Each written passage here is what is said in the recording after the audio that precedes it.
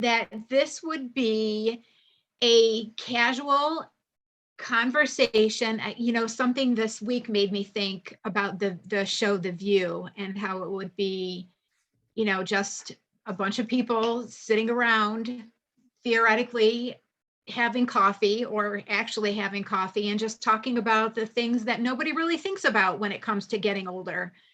And who knows, you know, we'll kind of see how it goes from there. I think it's going to be interesting. I think the other kind of appealing thing about this is that because we are recording it, we'll upload it to our YouTube channel. So then this way anybody can watch it after the fact too. So I don't know. We'll see. Who knows? It could totally flop, or it could, you know, totally be a success. But either way, it is what it is. It's something. Nothing beats a interesting. failure but a try, right?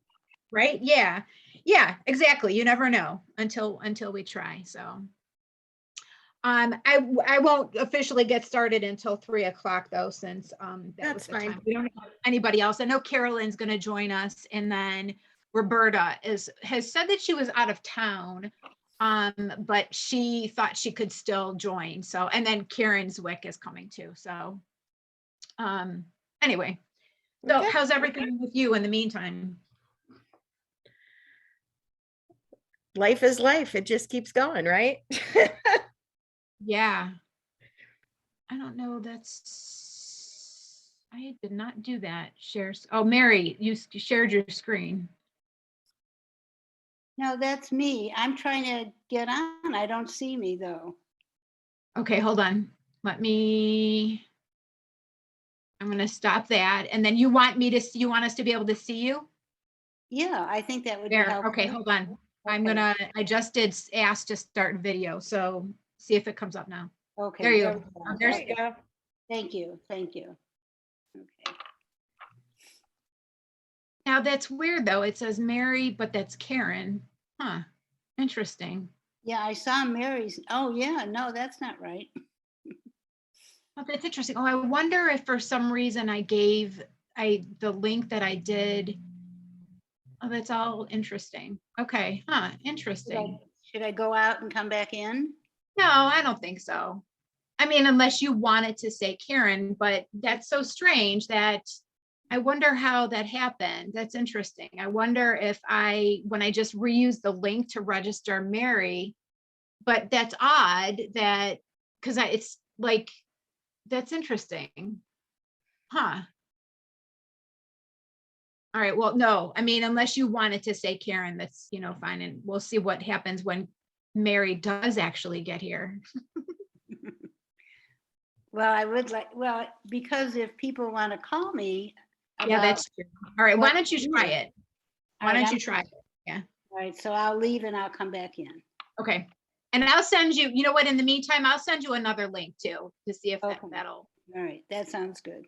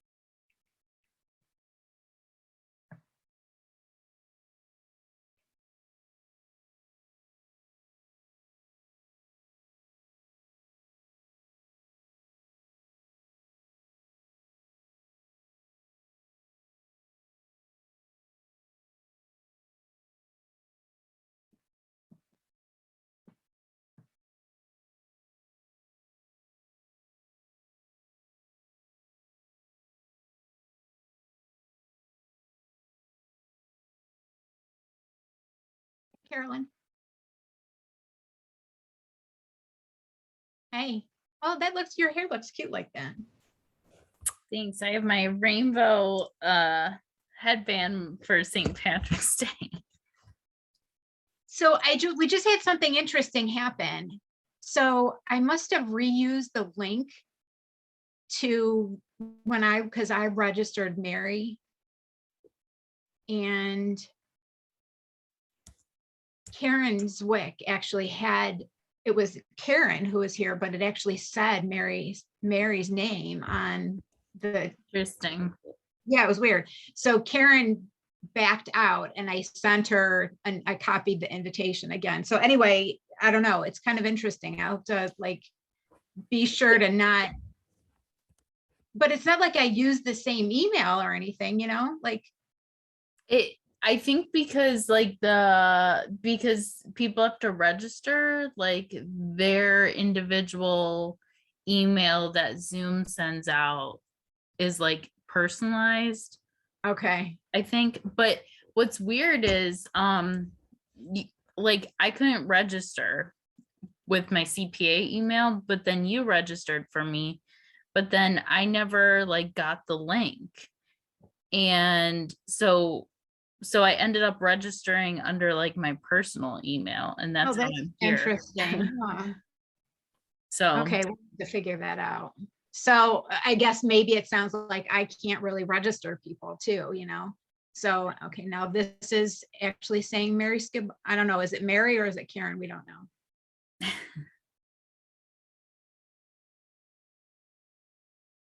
yeah, it's weird. I mean, I register people all of the time for like chair yoga and stuff. It's weird, huh? Hi, everyone. Hi. Mary or Caryn? It's Roberta. See, now it says Mary again. That's really bizarre. Okay, let me go figure out why it says Mary. That's, is that me right there? Mary Skibana? Yeah, that's really weird. That's strange. It's me, see? Yeah, hi, by the way. Let me Yeah, change that's the really name. strange. I had to Very send, strange. well, so Caryn hasn't come back in too. We're having a little bit of a technical snafu that we're trying to, that's why. So like I registered you, Caryn, and Kathy.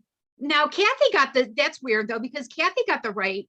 Now here comes another Mary, so we're not sure which Mary Skibana this is. Is it Mary or is it, we'll find out in a second. I'm trying to change my name here too. I wonder if Kathy, Rename, how there we go. did you, Kathy, how did you, yeah, that's really strange. I How used the one, I got the original confirmation where I could add it to my Outlook calendar. And then when I went through my calendar, I just clicked on the link. Okay. So So so not the email that I sent, maybe that's the problem. not the most recent emails, no. I just, Okay. when I got the confirmation, I always Maybe add that's them to my the problem. calendar. Maybe I shouldn't Hi, do Kathy that. Cline. Hello, Welcome. how are you? Now, Now this is Somebody the real else is- Mary Skibana. Oh, there it says no, Roberta. that's not now. Mary. There's Mary, but We have two Marys on Karen, it. you have Mary on yours too. Yep. See that? Caryn, Why is it I always look better in the mirror than I do on these Zoom calls? I don't yeah, I understand. know. Right?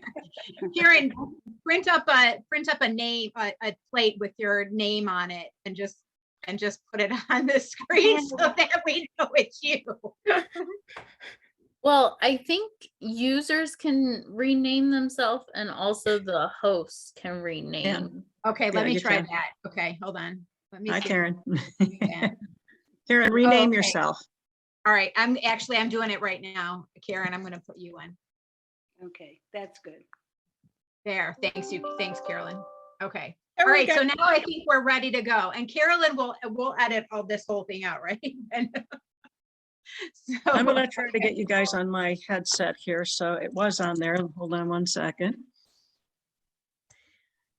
Are there only us 5 plus you?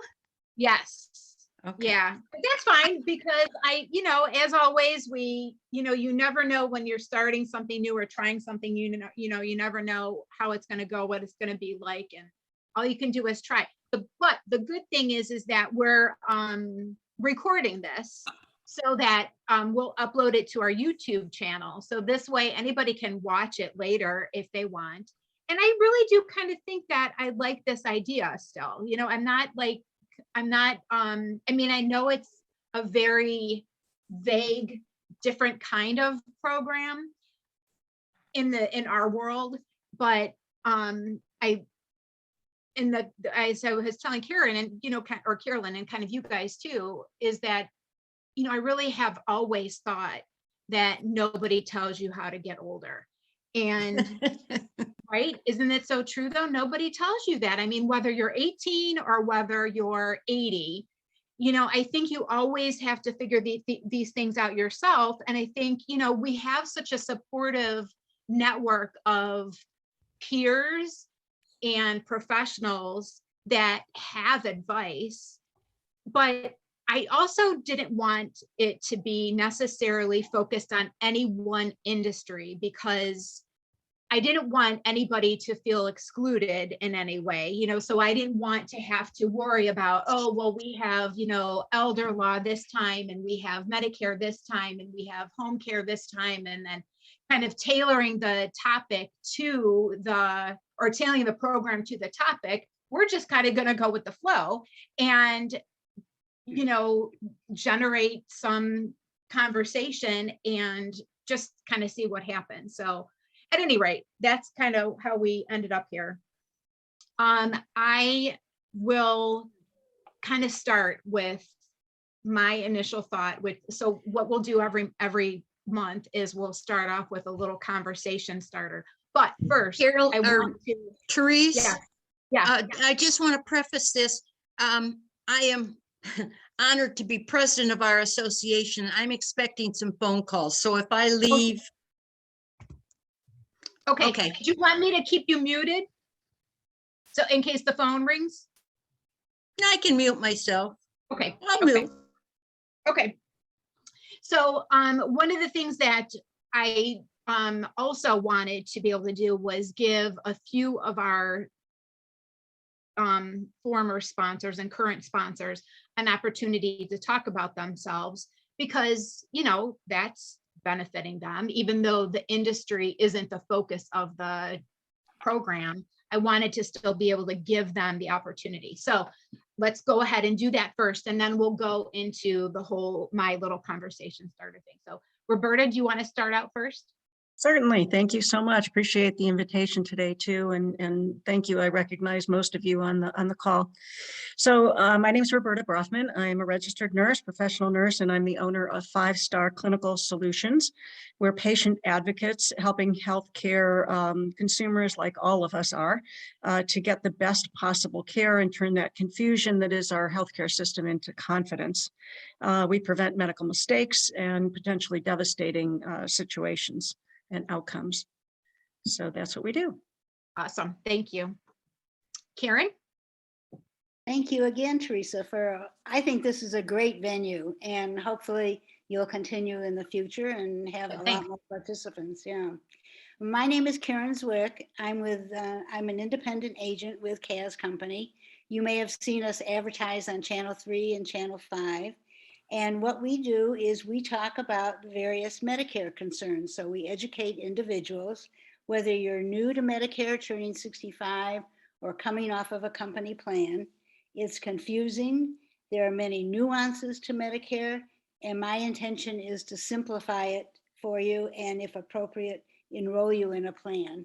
We also conduct Medicare 101 seminars, and all of this is at no charge, or whether it's a seminar or a one-to-one meeting. Our office is in Independence, but I can meet you in your home in a neutral spot like Panera. And we also provide dental and vision insurance and can assist you if you're under 65. Nice. Thank you. Mhm. And last but not least, Kathy Cline. Thanks, Therese. Thank you for inviting us to this forum. I find the topic incredibly interesting as I continue to age, but I am Kathy Cline. I'm with Seink Ltd. And whether you are needing help at home or needing to transition out of the home, it can be a scary and confusing maze of long-term care, which right now, long-term care it's difficult. So at Seink Ltd, we help you find the care you need and the way to pay for it. call us, we can help. Awesome, thank you. Does everybody want to stay? I'll let you guys be in charge of whether you want to stay muted in your video and stuff. You guys can, do that yourself. Okay, so today's conversation, Carolyn, I'm sorry, do you want to introduce yourself too? I should have done that.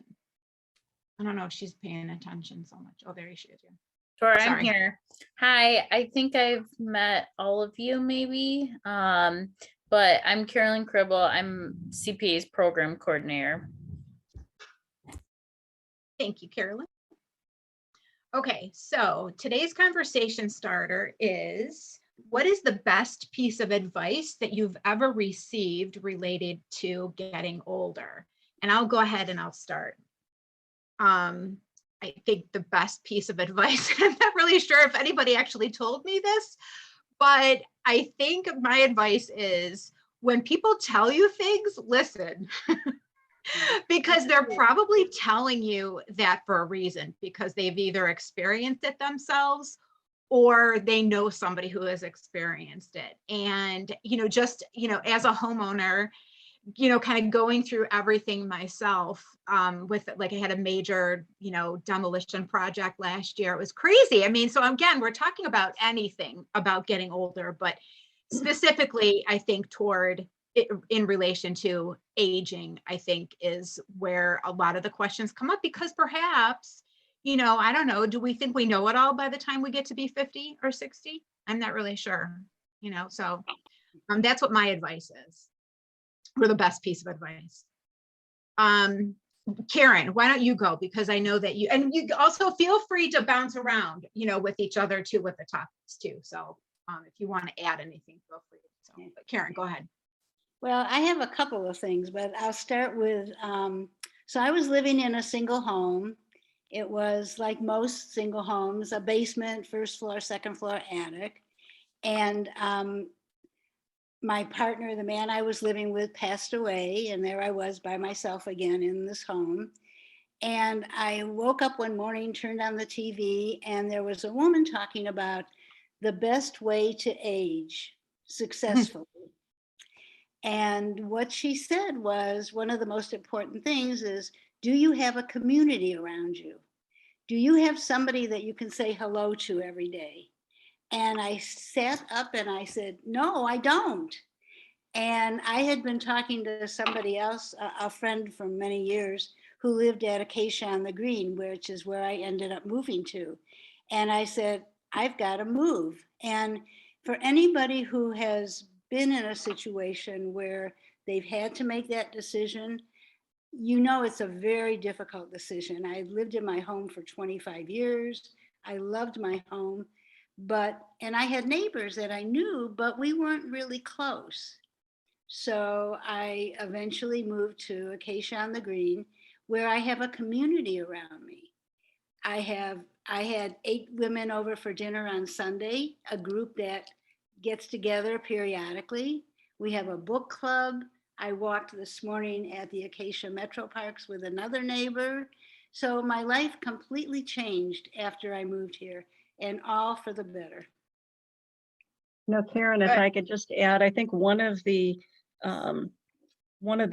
data points, for lack of a better term, is that when people are socially isolated, they tend to really become depressed and age faster. So one of the things, and I'm sure Kathy has been through this too, oftentimes I see people who are living in their own homes. They want to stay in their home, which is, we understand that it's their biggest investment, but they're alone and they're isolated. And oftentimes when they go into, let's say, a facility, or even into a place like where you are, where you have, more of a community, they thrive. They really thrive, because socialization is so vitally important. Crucial. Yeah, absolutely. Yeah. And that's why we, also, we're doing a lot with, Carolyn is, we CPA, but Carolyn is doing a lot with technology. So we actually have grants to purchase and distribute laptops and data and Wi-Fi hotspots, to try to help reduce some of that isolation, because I think that's such a huge, barrier. Well, obviously it is, but I think, one of the things that I thought about is that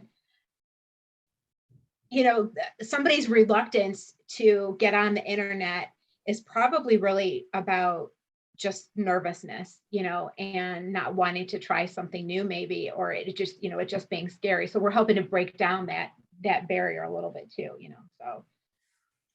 And I think that's a great program. I think it's so important for people to get comfortable with it. My dad, who's 91, always says that, if he could have internet without having to pay for Wi-Fi, it would all be good. But he's also the man that wants a smartwatch, but doesn't have a smartphone, but so that's Good for him though, at Uh, 91. That's great. yeah. That's really But great. I didn't necessarily, this is not necessarily advice, but I remember when I was very young, I had a great aunt that I adored, and she always said that getting older is not for sissies. Yeah, that's what my mother used to say all the time. That's funny, Kathy. Mine too. And I think it's so true. You have to be resilient. You have to be strong. You have to just kind of, and nobody tells you that it's not easy. It's hard to age. I said, good Lord, I woke up at 60 and went, why does this hurt now? And what is this?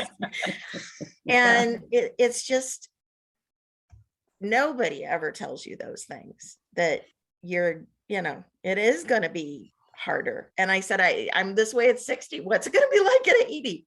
Right. Yeah. Well, what else I think about too, when it comes to, this generation of older adults that we work with right now currently is, they've endured World War I, World War II, the Korean much. War, Vietnam, how many pandemics and epidemics, and it's like a laundry list of different things, and we still keep bouncing back, which is awesome. I wrote down. No, Go ahead. sorry. I don't, World War I and World War II, I don't think many people are alive, especially World War I, Therese. But I think being on the CPA board and being involved, and director of senior adults before I retired, they always say you want to make it so you can stay in place or stay in your home. I think it's a big, what do I want to say, mistake, because you're encouraging people to stay in place, and they should have been thinking about this, if you want to know what they should think about before. And myself, I had a 5-bedroom home in Shaker that was a historical home that we renovated. But after my divorce, I knew after a short time, I didn't want to be in that home anymore when I got older. And so I started preparing myself. And, I'm in a homeowners association, cluster home, so it is a separate home. But aging in place, I think it's a huge mistake to have that little clip that you see all over the place. Mary, I think that's so yeah. wise, because oftentimes we hear people, and I'm sure Kathy and Caryn can attest to this too. We get people who call us when they're in the emergent situation, when, Sure. Their back's against the wall and unfortunately they fell and now they have a fractured hip and they can't go home. And now, oh my gosh, what am I going to do with all the stuff in my house? Where am I going to go? I don't have a lot of choices, because they haven't really planned ahead. And Mary, you're wise to have done that. One of the things, and kind of going off of what Kathy said, I had written down as advice, was never doubt your ability to meet adversity with wisdom and with courage, and share that wisdom with others. Life is, as we all know, I tell my patients this all the time, I don't care who you're looking at. They may look absolutely healthy and wonderful and their life looks perfect from the outside. If they tell you it is, they're lying to you. Everybody goes through something. Everybody has something they're facing and have to face with some courage. So use that courage and go out there and meet that adversity head on, and use that wisdom to help others. That to me is the wisdom Yeah. that thought that I have about aging. Well, I don't think people realize how quickly it comes either. That's right. You know, Yeah. just like you said, Mary, you know, or whomever, you wake up one morning and you're 60 years old. Well, it just happens before, you know, before your very eyes. I can remember taking a walk with my daughter when she was 16. And I said to her, you know, I don't mind so much that you're getting older, but look at what's happening to me. Well, little did I know, many, many, many years later, it's still happening, fortunately. So, you know, that's, Like my husband says, he said, you know, every night you look at yourself in the mirror, you wake up in the morning, you look the same. And then all of a sudden you go, what happened? What's Yeah, that right. over there? exactly. Exactly. It's kind of funny because, you know, what happens is life happens. So a couple years ago, I went to like KeyBank, you know, to talk to one of their financial rep guys, you know, about what, here's what I have, what can I do? And, you know, and he said to me, what took you so long? Mm. And I said, what took me so long is life what's taken me so long. You know, I mean, like I was mad, you know what I mean? That he was so kind of, I don't know what the word was, condescending maybe or something, you know, and I just felt like, yeah, and I'm sorry, KeyBank, I apologize to you. But you know what I mean? It was like, I'm like, no, seriously, like life happened because, you know, to Roberta's point about, and everybody about planning is, I mean, this was, you know, when I was one of my first jobs, well, no, probably my third job out of college was I worked at Big Brothers Big Sisters of Northeast Ohio. And I actually got laid off there because they lost a big grant from the Adams Board. My position was funded by this grant, and it was a prevention grant. And the reason why it got cut is because nobody wants to plan for preventing anything. That's what they want to do, right, Roberta? Is they want to wait until the last minute and fix the problem rather than prevent the problem, you know. So, but it's different, isn't it, when it comes to aging? Because you think you should know better by now, right? You think that you should, you know, have everything in place, and it's not always the case. I think we're all in denial, you know, this can't happen. I mean, I take care of people that are, you know, whatever age. I'm not that age. That's not going to happen to me, right? So yeah, it's no wonder that people deny the reality, right? It's difficult to face. And I think, you know, in life, we all just want to matter. We want to make a difference. And then as you age, you go, okay, have I made a difference? You know, or with the, you know, life is like a toilet paper roll. The closer you get to the end, the faster it goes, right? So you're kind of going, okay, you know, am I going to make a difference in this world? Have I made a difference in this world? You know, we start kind of being a little more introspective, a lot more than when we were 20, right? Yeah. Well, I think you know, also if you're healthy and aging, you don't feel your age. Right. That's what I've found anyway. Mhm. That, you know, I'm doing yoga and exercise, and I do have some aches and pains, but you know, nothing to hold me down. So yeah, I think that's the funny part. And as you said, Roberta, all of a sudden you have this ailment, this hip, and weak, you know, I haven't planned for this. Yeah, I don't get up from the floor as fast as I used to. I'll just tell you that much. I agree, Mary, about the sort of expectation of aging in place, this kind of a lofty, you know, thing to want to live up to. I can see where that can be bad. But I think that, you know, you also have to do the things that you have to be realistic. You also have to do the things like you do, you know, staying active, staying involved, keeping your community, you know, or having your community around you, you know, making modifications around the house where need be. You know, my mom, well, my aunt, when my aunt was still alive, you know, they eventually moved, my cousins moved her laundry to the first floor, you know, so things like that. But not everybody can do that too, you know, so you have to kind of weigh all the the pros and the cons, weigh your options and stuff like that too, and see, really what works best for you, I think. So. I do think aging in place has become a trigger, kind of a catchphrase, even for assisted livings. They now talk about aging in place, and you can stay here till the end of your life, and all of those things. Aging in place means different things to different people. Yeah. Aging in place can mean I'm going to get a tiny house in the back of my, have an in-law suite in the back of my kid's property and age in place there. So it just kind of depends, I think, on what the individuals are talking about when they say age in place. I find it so fascinating that the gamut, there's a huge gamut of people who still believe that they're going to age and they're not going to ever be sick, and they're going to go to sleep in their beds and they're not going to wake up. And that's how their life is going to go.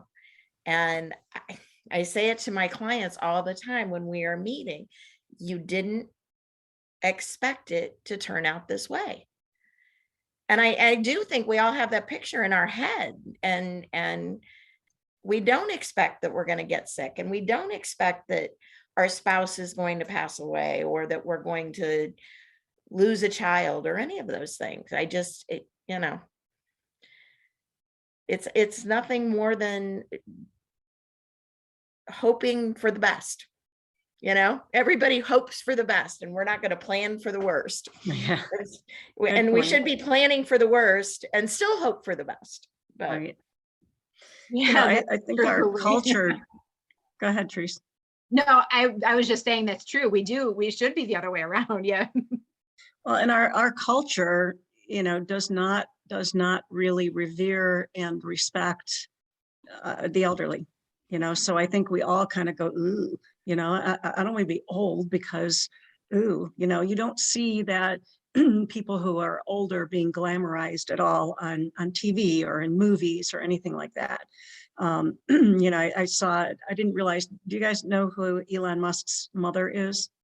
Have you ever seen? She's a model. She was a model, and she's in her 80s, and she's a character. I mean, she dresses with just kind of outlandish and crazy, and it's kind of fun to watch her because she's not willing to go without a fight.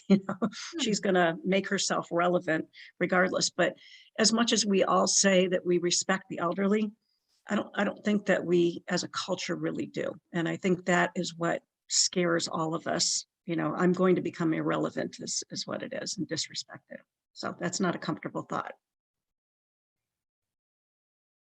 That was depressing, wasn't it? but you know what? It's absolutely true. I was going to say, that's so interesting. I never thought about it in that way. I mean, Asian cultures, Asian cultures are much more respectful of the wisdom of the elderly, and the care for the elderly. But, to Kathy's point too, we pay it lip service, but in reality, our actions don't really follow that. So. Well, I still work part-time. I work as much as I want. And maybe the fact that I'm surrounded at work by much younger people, it makes my age less relevant, actually. And I don't feel that disrespect or whatever you want to call it. And I mean, I can't remember her first name now, the Golden Girls that just. Betty White. Betty White, yeah. I mean, look at her. She was almost 100 and everybody adored her. Yeah. So maybe it's just, in general, that could very well be true. And I wouldn't be surprised. I wouldn't be surprised at all.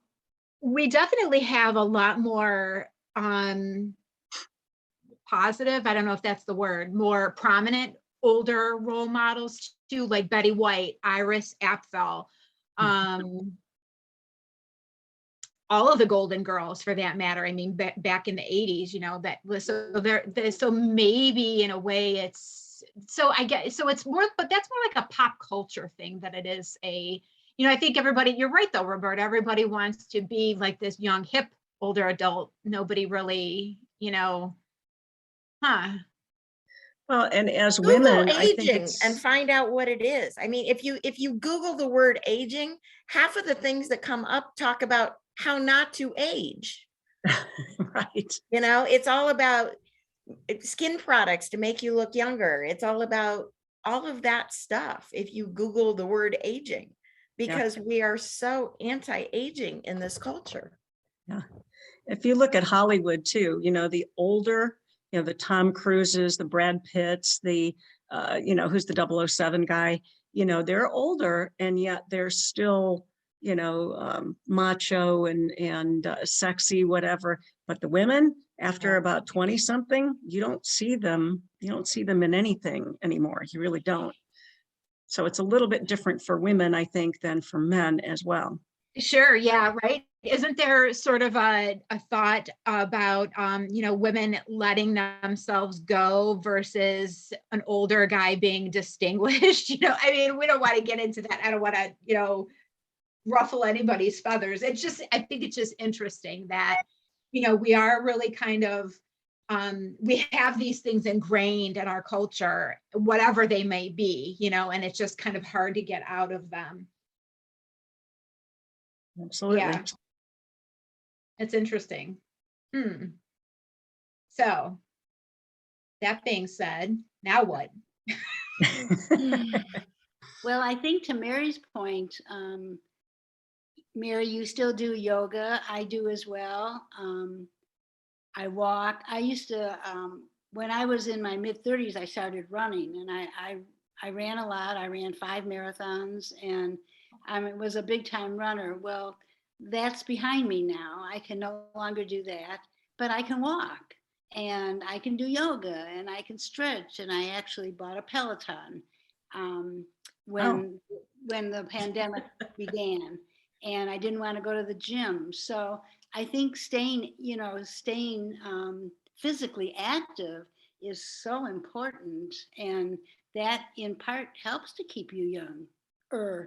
No question. Yeah, I did hear something about that recently because I was doing some reading about, you know, weight loss and getting older. And I mean, I can't really remember exactly who I was reading or what, but the thought was it's more important to just stay moving as you get older rather than, so it's just do it rather than focus on how much or how often or whatever, as long as you just do it.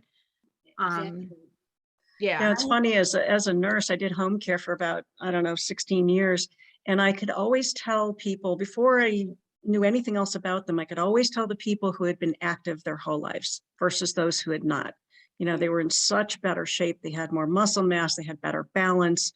They were cognitively more aware. So, you know, I think Caryn, to your point, and Teresa, very, very important, extremely important. So I was having a conversation with a woman down the hall, and she's overweight. And I was talking to her about, because she came down to my place and we were talking about somebody else, and she struggled to walk down to my condo. And I said, well, why don't you every day just walk this way and that way once, and do that every day? And so I'm kind of like her walking buddy. I'm not walking with her, but I send her a text message and say, did you walk today? And yes, she has. So she's done it 2 days in a row. Nice. I'm going to use my philosophy that I used when I was running competitively. And next week, we're going to change it up a little bit. But you know, how exciting for her and for me to see her have the motivation to do it. And because when I started running, it was not easy. And a woman who started me, my mother of running, I called her, used to say the hardest step is the first one out the door. And I have so many funny stories about my beginning running days, but it's so true. It's just getting the motivation to move that, you know, continues to motivate you. You probably know this. Virginia, I'm going to ask you a question in a second, but I want to say this. What is that saying, or what is the how long it takes to form a habit? I think it's only like 3 or 5 days. I was thinking the same thing this morning. Yeah. So, that's It's good. You'll 30 see it. days, actually. I think they Yeah. say it's 30 days. Yeah. I thought it was a little bit longer. Yeah. Well, yeah. I mean, it's so crazy because we were not. My niece is a runner. The rest of my family, none of us growing up. No, my dad did not want any of us in sports. My brothers were not athletic at all. But now, I did that. I exercise every single day, and I'm on the bike in the morning and then in the evening too, and it's kind of funny. Like, I got on the bike this morning and I was like, who am I? What happened here? Who is this person? Anyway, Virginia, I wanted to ask you, what is the best piece of advice that you've ever received about getting older? Oh boy. Oh boy. I don't know. Let's see. I got to think about that. We can think about it and we'll come back to you. Okay. If you want. Yeah, there's somebody that I like named Peterson, and he talks about how every day life is 500 different tiny decisions that you make, right? Every single little tiny decision that you make results in who you are today, right? So if you're going to get out of bed early, you're going to take a shower, what are you going to eat this morning, who are you going to talk to, all those teeny tiny little decisions make a huge difference in who you are every day. That's a great point. Yeah, absolutely. Yeah, but it's tough to actually live it, right? Yeah, and I think we're, generally really hard on ourselves too. One of my, sort of personal philosophies or pieces of advice is that you really do only do the best that you know how to do, or the best that you're kind of capable of doing at any given time in your life, so, don't beat yourself up if you feel that you've made a bad decision, because you really just did the best that you can, or that you knew at that time. Even if you steal, I feel that was still the best that you were sort of equipped to do at that time. You know what I'm trying to say? You just, and then you just realize it and you move on and Learn from it. yeah, exactly. But eventually, getting older, I guess you stockpile all that advice too, and then maybe you, I don't know. A few years ago, somebody said to me, well, I've just realized that I'm actually officially over the hill now, because it's like there's no more going up the hill anymore. We're actually going down the hill now. Although life expectancy is amazing. I remember about 10, 12 years ago, I was a director of nursing at Montefiore, and I remember we were admitting our first patient who was over 90. And I remember just being stunned by that fact. I was like, somebody 90? That's amazing. And now it's not uncommon to see 90 plus and even 100 plus year olds. So, the other issue is, while we're improving longevity, are we really improving quality? So, those are big life questions, I suppose. It's so much more difficult to take care of people. And Kathy, I'm sure you see this all the time. People with so many comorbid conditions, and, we're keeping them alive. And sometimes I'm not sure the quality of their life is what they really want. So it's tough. Well, Yeah. that's one of my big takeaways from what I do, is that we need to talk more about what do we want life to look like for ourselves as we go further down that path, and what's acceptable for us. Because I think so many times families make assumptions about what their loved one might want because they've never really had a real conversation about it, or they have a conversation that says, I don't want to be kept alive on machines, but well, there's a lot of steps in between quality of life and being on a machine. So I think that's one of the things that, again, as a society, we need to have more real conversations with everyone about what happens if, Yeah, I just had that same experience with one of my clients, and he was really at end stage, unfortunately only in his 70s, but had made some bad choices, let's just say, and was facing the consequence of those choices and was really at end stage respiratory and cardiac failure. And he thought, as we were having the discussion, and the physicians were really kind of not willing to have this conversation of end of life. And he just kept saying, well, if I'm not capable of making decisions for myself, then you can take me off the ventilator. And he was barely able to breathe on CPAP. And I was like, that's not what we're talking about here. That's not how it's going to work, and I felt good about the fact he did pass away, but he passed away with comfort, not struggling to breathe, with his family around him, and not so that his family had to make a decision to take him off of a ventilator. Honestly, I was surprised at how quickly he passed away, but he made his peace with life and with his family at the end, which I think was really a good thing. But people don't completely, unfortunately, I think as medical professionals, we see what it's like when people face the end of their life. And I joke that I'm not afraid to be dead. It's the process. It's a little frightening because unfortunately I've seen way too many things that aren't pleasant. So having that plan in place and really understanding what does it mean to have a living will and those decisions that are made. Yeah, that's a good So, point. Yeah. Yeah. Kind of brutally honest, but reality. I adhere to Woody Allen's philosophy is that I'm not afraid of dying. I just don't want to be there when it happens. Exactly. I like that. Yep. In my sleep in an obscenely old age, right? Yeah, right, exactly. One of the things that I heard, if you don't move it, you're gonna lose it. Mhm. And I think that is so true because I have seen people as they get older, they end up in a nursing home, they want to move, and they just sit there, and people just leave them there. You can't make anybody do anything. So if you want to go sit in the corner, somebody gonna let you sit there. Yep.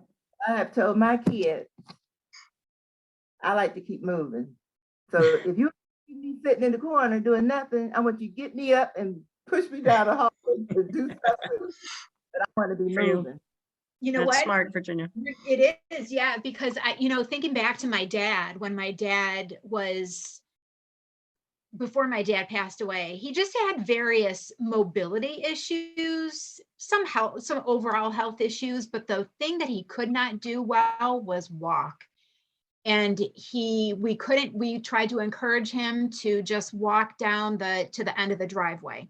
Would not do it. And you're right, Virginia, it was just like, we're beating ourselves up trying to get him to walk, and he just did not want to do it. He was in pain. He just did not want to do it.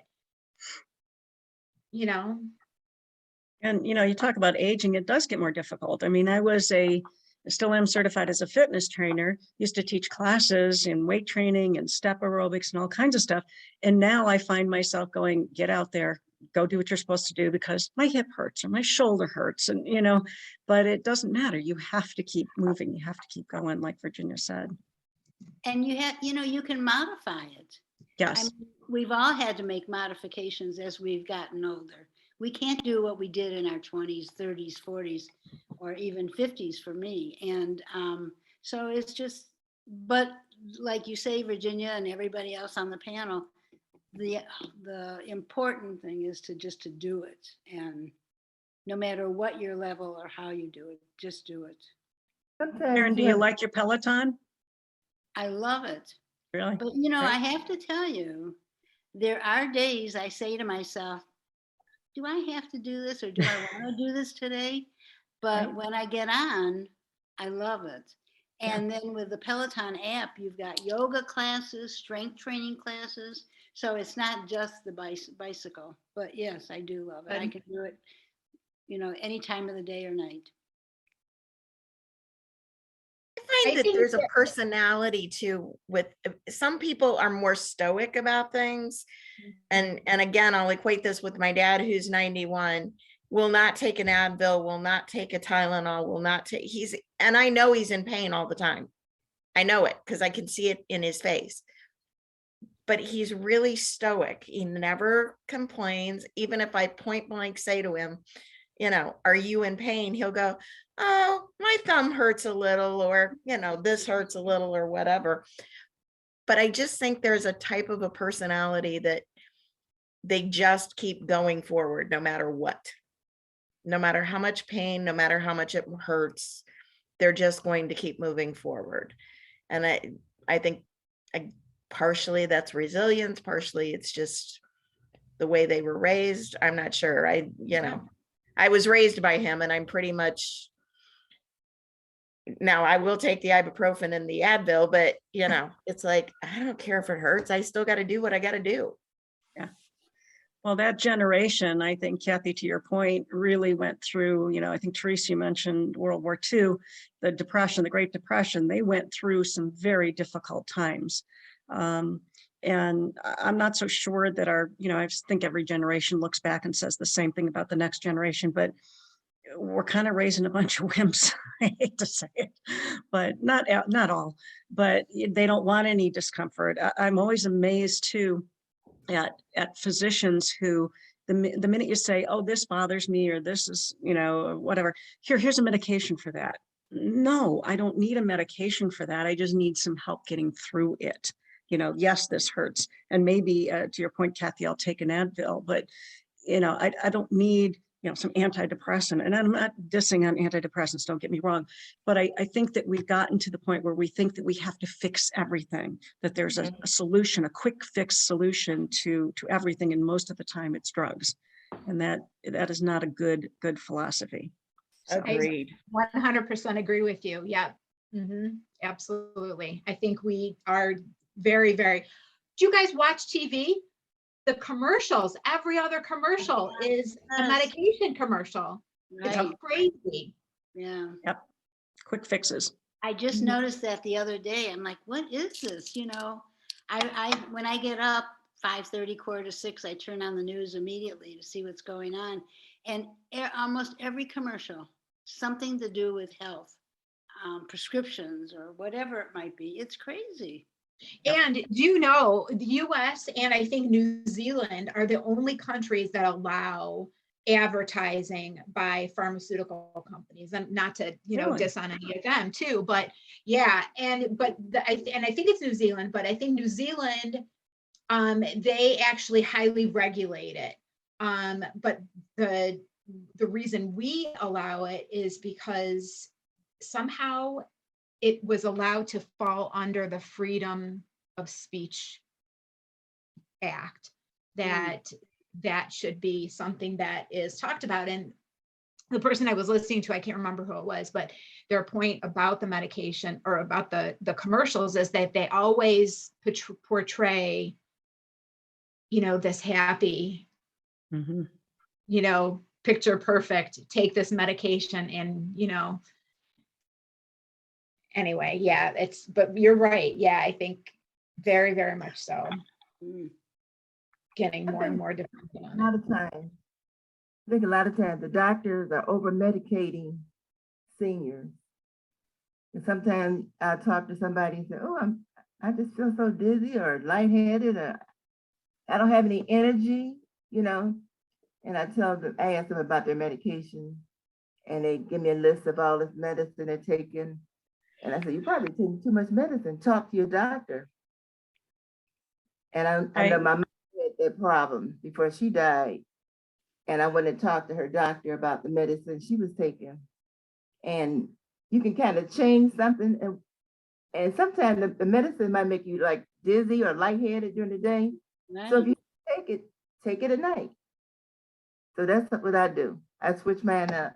Anything that might make you dizzy or lightheaded, I take it at night. So if I watched a really excellent pharmaceutical presentation about a year or so ago, and they were talking about how we chase our tails. So let's say, Virginia, to your point, you're on a medication that makes you lightheaded. So then they give you another medication that's going to decrease the lightheadedness. And you end up chasing your tail because you have side effects to each one of these things, and you're treating the side effects. And they claim that there's about a 7 to 10% chance with every new medication you take that you are going to have a side effect. You know, Wow. so Kathy, I'm sure you do the same thing in your practice, but we look at all of your medications to see what side effects are potential and also what are the interactions between them. Because nowadays we have specialists all over the place, but who knows you as a human being? And half the time, even in the same facilities, you know, you do the med reconciliation and they have it wrong, you know, so they don't necessarily know that you're on all these different medications that may interact with one another. Yeah, I So agree. go ahead. No, I just said I agree. Mhm. Yeah, it's to your point, Virginia, you're very wise, because it's crazy. And Kathy, I'm sure you see this all the time too. Which is why I think it's so important that we try to entice doctors into the geriatric field, and because it is different. And you see medications all the time where somebody is, you know, has dementia and they put them on this drug, and one of the first side effects is, you know, one of the first things it says is it's contraindicated in people with dementia. And it's like, does anybody, you know, it just because it's the new toy, as I always say, Right. you know, there's a new prescriptions, it's a new toy, so the doctors want to use it. It's just crazy. And that's why I try to encourage all of my clients to have at least an appointment with a geriatric physician, particularly if they're on a bunch of different medications.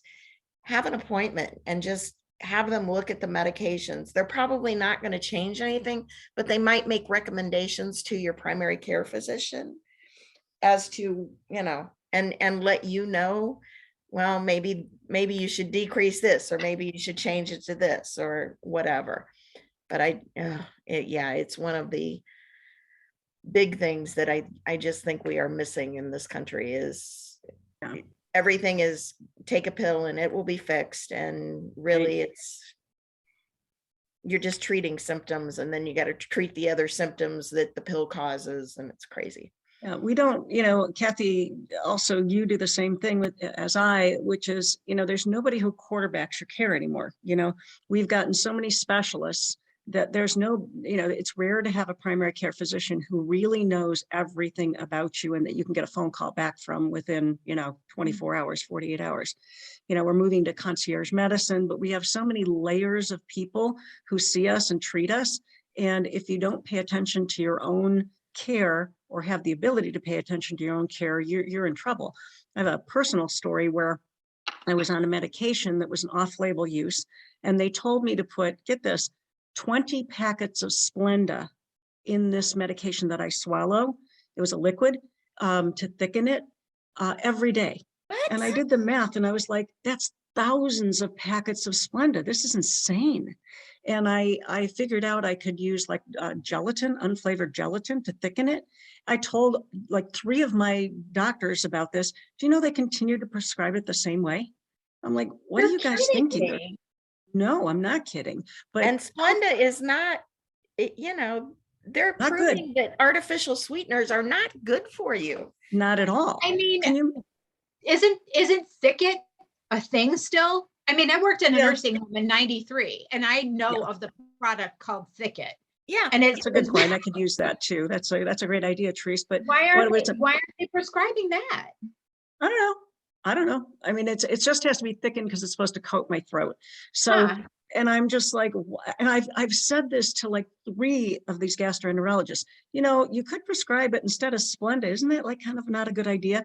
They still keep prescribing it that way. And that's what the literature says. And I'm like, is there any reason that it should be Splenda? No, we just want to thicken it so it coats your throat. I'm like, that's great, but wouldn't it be better to use gelatin or, to your point, thicket? But nothing. I just do it myself. But I That's mean, what it's they- like, yeah. I did the math one time. It's thousands of packets of Splenda every year. How if you stupid is don't- that? And if you're not you, Hmm. somebody who, you know, Right. wouldn't know or think Right. about it, you know what I mean? And they're just going ahead and putting all this Splenda into their medication. Disgusting, Oh my right? goodness. That's crazy. Yeah. Crazy. Yeah. Wow. For sure. For sure. But you have Well, to we look out for certainly yourself.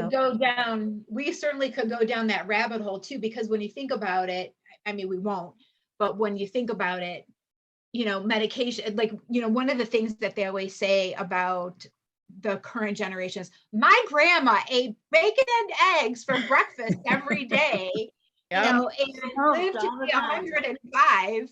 And, and so, but I think the point to that story that nobody really gets to is that it was more natural and more organic foods rather than processed foods. And that's sort of my take on that whole thing too. I'm definitely not a nutritionist, an expert or anything, but I think that's where that thought process is coming from, right? When you think about where we are now with medications and foods and processing and Splenda and sweeteners and all kinds of artificial and preservatives and stuff, right? I don't know. Well, we used to joke that you can't fight your protoplasm. You're born with a certain amount of genetic predispositions, and the best thing you can do is know what those predispositions are and then act accordingly to prevent any future problems and maximize your ability, Yeah, So. that's a good point. Yeah. Boy. Well, it's almost 4:00. I don't want to keep you guys much longer. I just, I hope that you had a good experience with this whole thing. I think it was fun. We'll definitely continue. Everybody's welcome to come every month. We'll continue to do that. The 3 different vendors, the opportunity to say a little bit about their business too, and then upload it to YouTube so we can always watch it later. But you want to add anything else before we sign off?